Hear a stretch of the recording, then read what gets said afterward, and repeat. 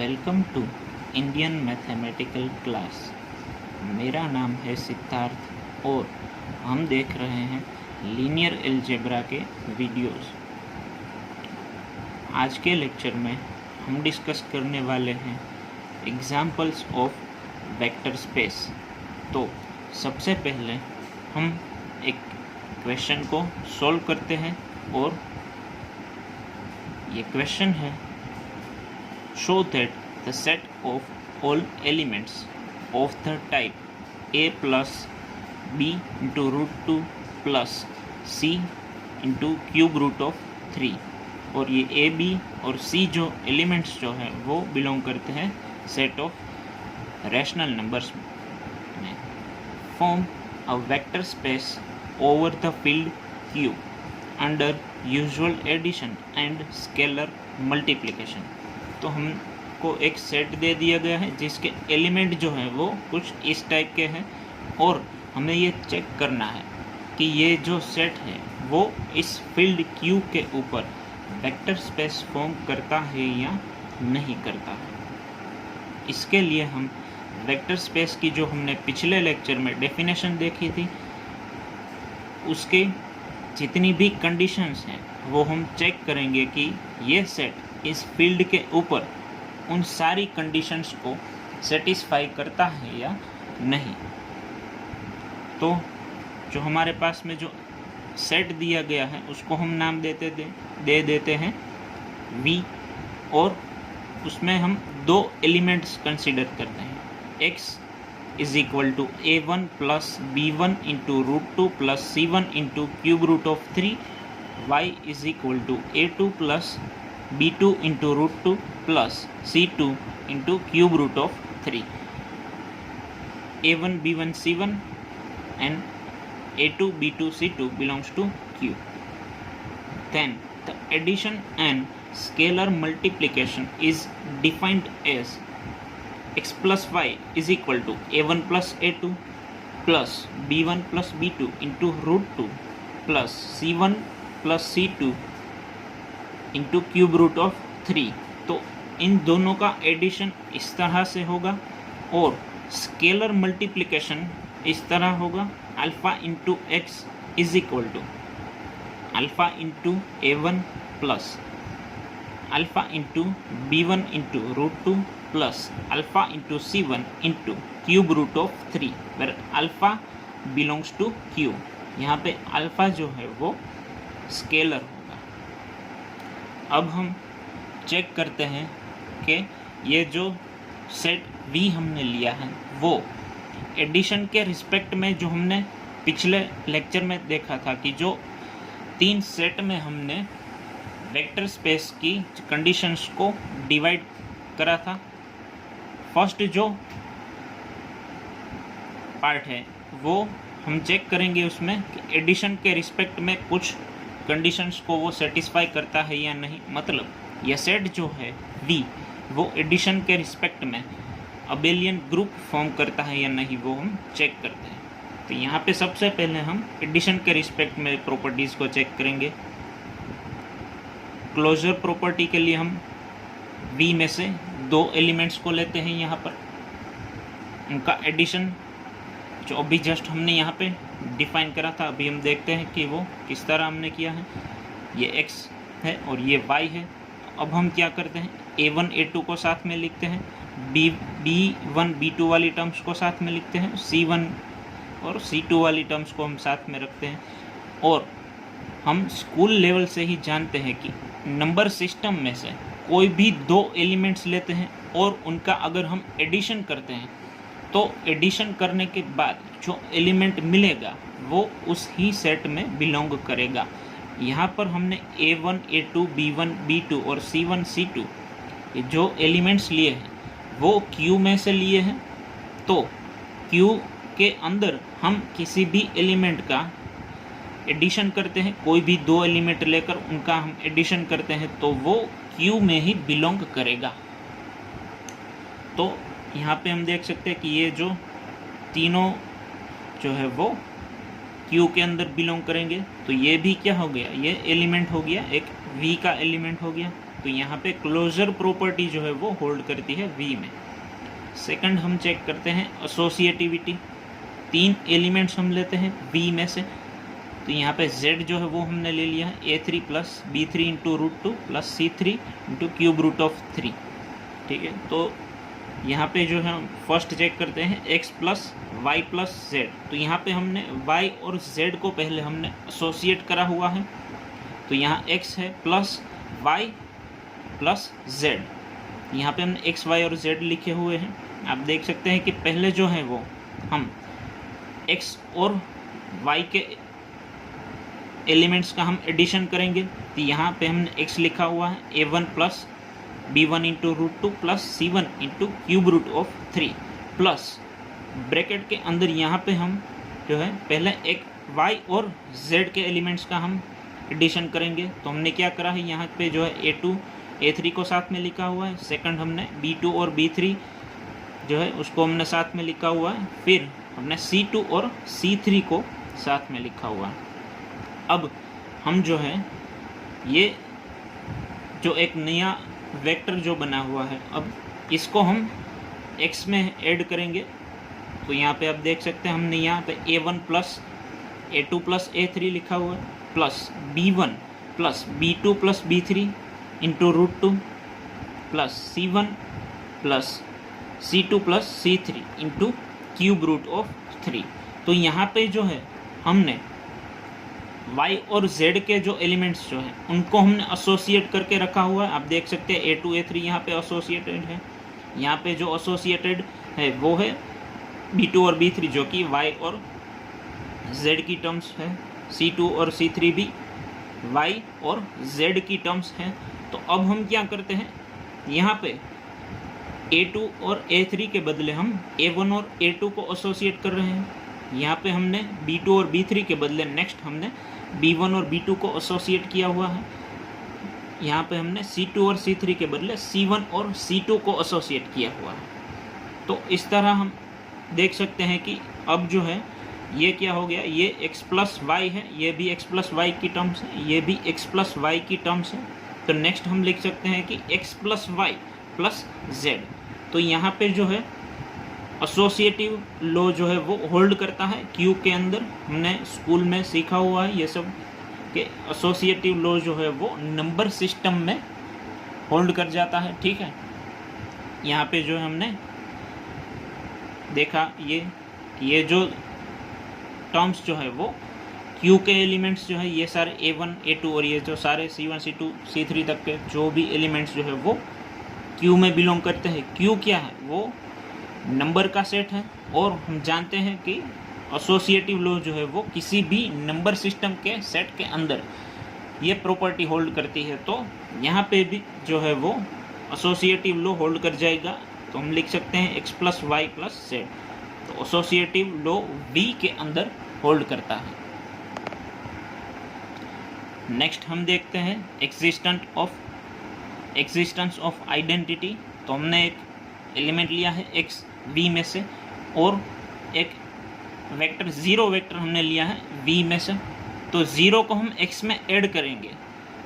तो यहाँ पे आप देख सकते हैं हमने ये ज़ीरो वेक्टर को लिखा हुआ है, ज़ीरो को हमने x में ऐड करा हुआ है। और हम जानते हैं नंबर सिस्टम में कि कोई भी नंबर के अंदर हम ज़ीरो को ऐड करते हैं तो वो नंबर ही हमको देगा, ठीक है। तो यहाँ पे जो है वो हमने ज़ीरो को x में ऐड करके देखा तो जो वेक्टर हमको मिलेगा वो x ही मिलेगा। सिमिलरली हम ये भी देख सकते हैं कि अगर x प्लस ज़ीरो करेंगे तो भी हमें x ही मिलेगा। तो यहाँ पे ज़ीरो जो होगा वो एडिटिव आइडेंटिटी बन जाएगा, मतलब यहाँ पे जो है हमें आइडेंटिटी एलिमेंट भी मिल रहा है with respect to addition. Next हम इन्वर्स एलिमेंट के लिए चेक करते हैं। एक एलिमेंट x लिया हुआ है और हम एक और एलिमेंट कंसीडर कर रहे हैं माइनस x। तो ये माइनस x कुछ इस तरह से होगा, x प्लस माइनस x हम चेक करते हैं। यहाँ पे हमने x लिखा हुआ है और ये जो है वो माइनस x है। तो अब हम इसके कोरस्पॉन्डिंग एलिमेंट्स को ऐड कर रहे हैं। यहाँ पे देखिए a plus minus a, b plus minus b into √2 plus c plus minus c into cube root of 3। तो ये सारी टर्म्स कैंसिल हो जाएगी और रिजल्ट में हमको मिलेगा एक ज़ीरो वेक्टर। अगर हम माइनस एक्स प्लस एक्स भी करते हैं तो भी हमें ज़ीरो वेक्टर मिलेगा। इसका मतलब यहाँ पे एडिटिव इन्वर्स जो है वो एग्जिस्ट करता है किसके, v के अंदर। माइनस एक्स जो है वो x का एडिटिव इन्वर्स है इन सेट v। नेक्स्ट हम चेक करते हैं कम्यूटेटिविटी की प्रॉपर्टी को। x और y हमने दो वेक्टर v में से कंसीडर करे हुए हैं। अब हम दोनों को ऐड करते हैं, ये x है ये y है, और हम जानते हैं अभी जस्ट हमने जैसे पीछे करा हुआ है कि कोरस्पॉन्डिंग टर्म्स को हम जो है वो साथ में लिखेंगे, a1 प्लस a2 लिखेंगे, फिर b1 plus b2 into root 2 करेंगे, c1 plus c2 into cube root of 3 लिखेंगे। और ये जो तीनों जो टर्म्स होगी वो किसके अंदर बिलोंग करेगी, वो Q के अंदर, क्योंकि ये जो सारे a1 b1 c1 a2 b2 और c2 जो है वो Q के एलिमेंट्स है। और नंबर सिस्टम के अंदर जो है वो कम्यूटेटिव प्रॉपर्टी जो है वो होल्ड करती है। तो इस वजह से हम a1 प्लस a2 लिखेंगे या तो फिर a2 प्लस a1 लिखेंगे, दोनों ही इक्वल होगा। तो इस वजह से जो है हम यहाँ पे इस तरह से लिख सकते हैं, ये हमने लिखा हुआ है a2 plus b2 into root 2 plus c2 into cube root of 3 plus a1 plus b1 into root 2 plus c1 into cube root of 3। तो ये y प्लस x हो गया, देखिए ये y प्लस x है। तो कम्यूटेटिव प्रॉपर्टी जो है वो भी होल्ड करती है यहाँ पर।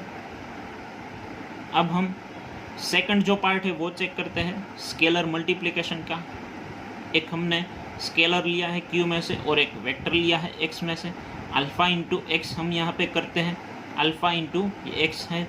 तो अब हम अल्फ़ा को ये a के b के और c के साथ में मल्टीप्लाई करेंगे, और ये अल्फ़ा इंटू a जो है वो बिलोंग करेगा q के अंदर, क्योंकि ये a और अल्फ़ा दोनों ही q के एलिमेंट्स हैं। तो हम जानते हैं नंबर सिस्टम में कोई भी दो एलिमेंट्स में लेता हूँ, उनका मल्टीप्लिकेशन करने पर जो एलिमेंट मिलेगा वो भी उस सेट के अंदर ही होगा। तो ये अल्फ़ा इंटू बी भी q में बिलोंग करेगा, अल्फ़ा इंटू सी भी q में बिलोंग करेगा। और अगर ये तीनों q में बिलोंग कर गए तो ये जो हमें नया वेक्टर मिलेगा वो भी बिलोंग करेगा v के अंदर, ठीक है। तो इसका मतलब ये हुआ कि v is closed under scalar multiplication. तो नेक्स्ट जो थर्ड सेट ऑफ प्रॉपर्टीज़ है scalar multiplication and addition of vectors, वो हम चेक करते हैं। फर्स्ट यहाँ पे हम देखते हैं दो स्केलर लिए हैं मैंने q में से और एक वेक्टर लेता हूँ मैं x में से। तो alpha plus beta into x करने पर हम चेक करते हैं ये अल्फ़ा प्लस बीटा इंटू ये जो एलिमेंट है वो x है।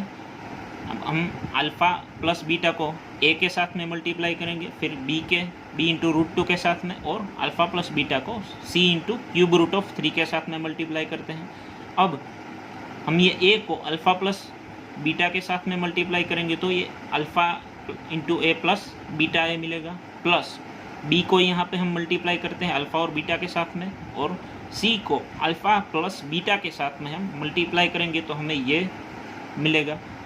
और अब यहाँ पर हम क्या करते हैं, जितनी भी अल्फ़ा वाली जो टर्म्स है वो हम साथ में लिख लेते हैं।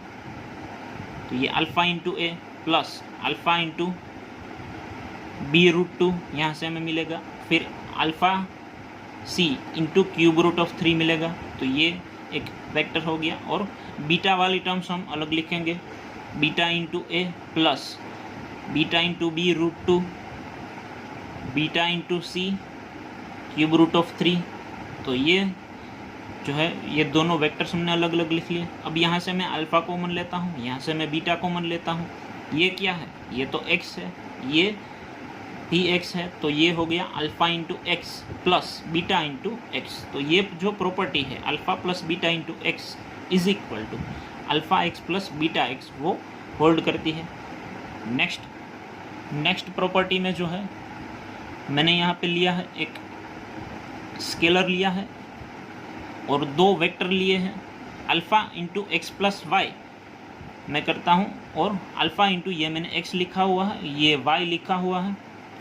अब मैं क्या करता हूँ, a1 प्लस a2 लिख लेता हूँ, b1 plus b2 into root 2 लिख लूँगा, c1 plus c2 into cube root of 3 लिख लेता हूँ। अब इन अल्फ़ा को मैं इनके साथ में मैं मल्टीप्लाई करता हूँ, तो यहाँ पे मैंने अल्फ़ा को इसके साथ में मल्टीप्लाई कर लिया। अब तो ये A1 B1 और C1 वाली टर्म्स को मैं साथ में लिख लेता हूँ, alpha into A1 plus alpha into B1 √2 plus alpha into C1 cube √3 plus ये A2 B2 और C2 वाली टर्म्स हमने यहाँ पे सेम साथ में लिखी हुई है। अब यहाँ से मैं अल्फ़ा कॉमन लेता हूँ, यहाँ से भी मैं अल्फ़ा कॉमन ले लेता हूँ, तो ये क्या हो गया, ये अल्फ़ा इंटू एक्स है, ये अल्फ़ा इंटू वाई है। तो ये प्रॉपर्टी यहाँ पे होल्ड कर जाएगी, alpha into x plus y is equal to alpha x plus alpha y for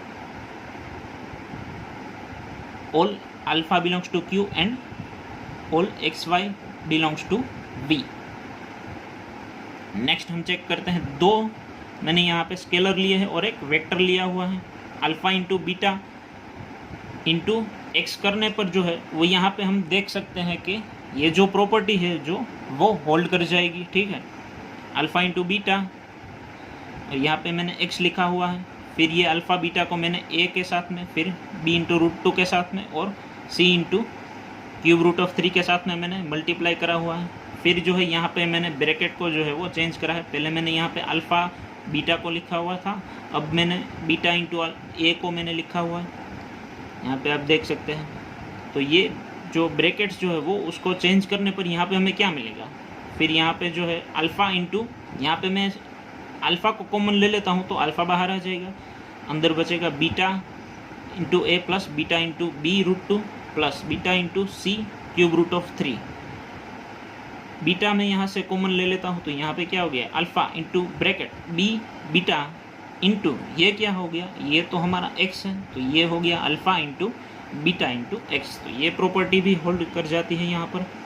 late, यहाँ पे हम फोर्थ प्रॉपर्टी जो है वो चेक करते हैं, let 1 be the unity of q and एक वेक्टर हमने ले लिया है v में से, 1 इंटू एक्स करते हैं तो यहाँ पे हम देख सकते हैं 1 इंटू ए 1 into B 1 into C cube √3 हमने चेक करा है, तो ये तो ए ही आएगा, ये बी आएगा और ये आएगा सी इंटू क्यूब √3। ये क्या है, ये तो हमारा एक्स है। तो यहाँ पे हम लिख सकते हैं कि hence v is a vector space over q. क्यों, क्योंकि इसने जो है वो वेक्टर स्पेस की जितनी भी सारी प्रॉपर्टीज़ जो थी वो इस सेट v ने सेटिस्फाई करी हुई है। तो और भी जो आप प्रॉब्लम्स जो होते हैं वेक्टर स्पेस के वो लेकर के चेक कर सकते हैं कि ये अगर 10 की 10 ऐसी कंडीशंस को कोई सेट जो है किसी फील्ड के ऊपर सेटिस्फाई कर लेता है तो वो सेट उस फील्ड के ऊपर वेक्टर स्पेस फॉर्म करता है, ये हम कह सकते हैं।